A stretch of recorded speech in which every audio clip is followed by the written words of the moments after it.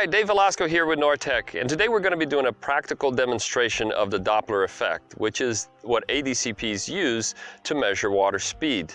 Now, the Doppler effect is the apparent shift in frequency as a function of the relative motion between an observer and the source of a wave. In this case, the wave that we're going to be using will be the sound of the horn of this car, and the observer will be a stationary camera that is placed on the side of this road.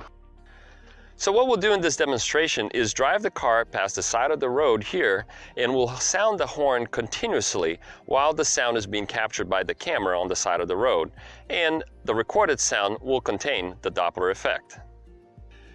So in addition to recording the sound from the side of the road, we're also going to be recording the sound from inside of the car. And this is to illustrate the fact that the Doppler effect has to do with the relative motion between the observer and the source. Okay, before we get started, we need to make one minor adjustment. Well, it turns out that horns in cars actually have two frequencies, not just one. And this kind of messes things up when we're trying to actually detect a Doppler shift. So what we need to do is open up the hood, and we're going to disconnect one of the horns. So let's go. Okay, so what we're going to have to do is just disconnect the horn in here. So it goes from sounding like this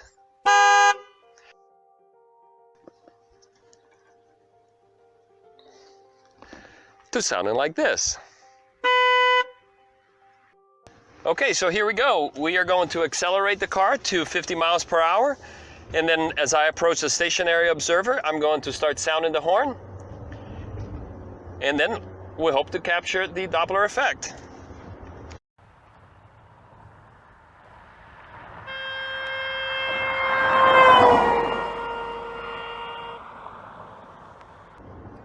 Let's see what we got.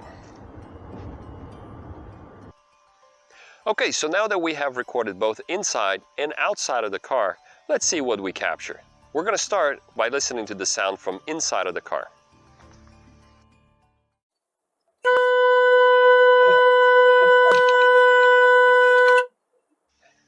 And now let's listen to the sound from outside of the car.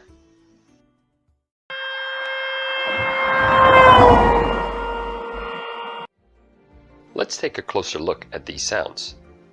Here we have the waveform of the sound from inside the car. This sound has no Doppler effect because the source, that is the horn, was moving together with the observer, that is the microphone inside the car. So there's no relative motion between the two. Let's hear it again.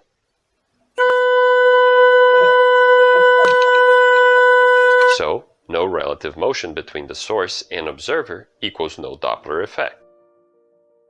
Here we also shown a spectrum of the same sound, which is a way to visualize the sound as a function of how much energy is in each frequency band making up the total sound. The spectrum allows us to separate different parts of the sound. For example, this represents the background noise of the car itself. This beat corresponds to the frequency of the horn. And these other peaks are harmonic frequencies of the horn.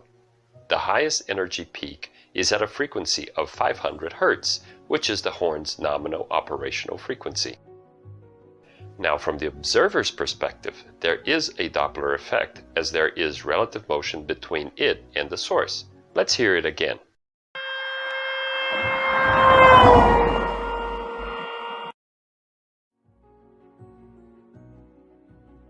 And as with the first case, here we have the spectrum of the sound. But here we show two spectra, one taken just before the car reached the observer, so it was moving towards it, and another taken just after the car passed the observer, so it was moving away from it. Note that the two peaks in the middle of the graph are at different frequencies, one higher and another lower. This difference is the Doppler effect. If we also plot the spectrum from the source, we see that it lies in between the two peaks of the recorded sound. By zooming into these peaks, we note the source frequency is the 500 Hz we had already determined, while the frequency when the car was moving toward the observer is higher at 530 Hz, and when it was moving away, it was lower at 470 Hz. With these frequencies, we can use this equation to estimate the speed of the car. C represents the speed of sound in air, which is approximately 340 meters per second.